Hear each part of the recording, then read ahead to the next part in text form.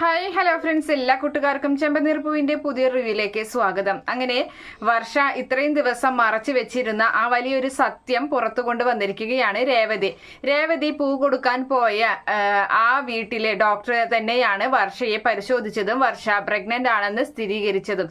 അപ്പൊ അതുകൊണ്ട് തന്നെ ആ കാര്യം ഡോക്ടർ നമ്മുടെ രേവതിയെ അറിയിക്കുകയും രേവതി അപ്പം തന്നെ സച്ചിയെ വിളിച്ച് പറയുകയും അവർ ഒരുപാട് സന്തോഷത്തോടു കൂടി വീട്ടിലേക്ക് വരികയും ചെയ്യുന്നുണ്ട്.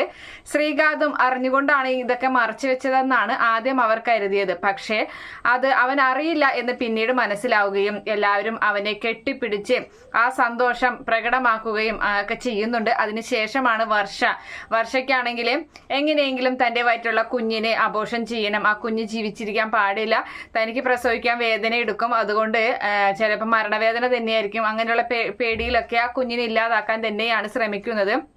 അതുകൊണ്ട് തന്നെ വോയിസ് കൊടുക്കാൻ നിൽക്കുന്ന ഡബിങ്ങിന് നിൽക്കുന്ന അവൾക്ക് അതുപോലും ശ്രദ്ധിക്കാൻ പറ്റാതെ അവൾ അവിടെ നിന്നും പോരുകയാണ്.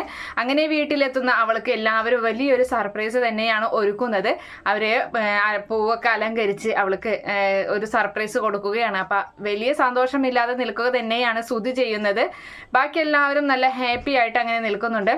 അപ്പൊ ആ സമയത്ത് വർഷ ചോദിക്കുന്നുണ്ട്, നിങ്ങൾക്കൊക്കെ എന്താ പറ്റിയതെന്ന് ചോദിക്കുമ്പോൾ, നീയല്ലേ എപ്പോഴും എല്ലാവർക്കും സർപ്രൈസ് തരാറ്, അപ്പൊ അതുകൊണ്ട് നിനക്ക് ഇപ്രാവശ്യം ഞങ്ങൾ തരാമെന്ന് വിചാരിച്ചു, നിങ്ങൾ രണ്ടുപേർക്കും എന്ന് പറയുന്നുണ്ട്. അപ്പൊ രണ്ടുപേരും, ഞാൻ ഒറ്റയ്ക്കല്ലേ ഉള്ളൂ എന്നിങ്ങനെ വർഷ പറയുമ്പോൾ, ഇപ്പൊ നീ ഒറ്റയ്ക്കാണോ എന്ന് ചോദിക്കുന്നുണ്ട് നമ്മുടെ ഇവിടെ രേവതി ചോദിക്കുകയാണ്. അപ്പോൾ രവീന്ദ്രൻ പറയുന്നുണ്ട്, അതെ അതെ മോളിപ്പോ ഒറ്റയ്ക്കല്ലല്ലോ, ആ ഒറ്റയ്ക്ക് ആ ആളെ കൂടെയുള്ള ആളെ കാണണമെങ്കിൽ കുറച്ച് മാസം കാത്തിരിക്കേണ്ടി വരും എന്നിങ്ങനെ രവീന്ദ്രൻ പറയുകയാണ്. അപ്പോൾ അവൾക്ക് മനസ്സിലായി താൻ ഗർഭിണിയാണെന്നുള്ള കാര്യം എല്ലാവരും തിരിച്ചറിഞ്ഞ കാര്യം. അപ്പൊ കിടക്കുന്നത് കൂടെയുള്ള ആളിതേ ഈ വയറ്റിലാണ് എന്ന് പറഞ്ഞ് രേവതി അവളുടെ വയറിങ്ങനെ തടവുകയും ചെയ്യുകയാണ്. എന്തായാലും എല്ലാവരും സത്യം അറിഞ്ഞ ഷോക്കിൽ നമ്മുടെ അവളങ്ങനെ നിൽക്കുകയാണ്.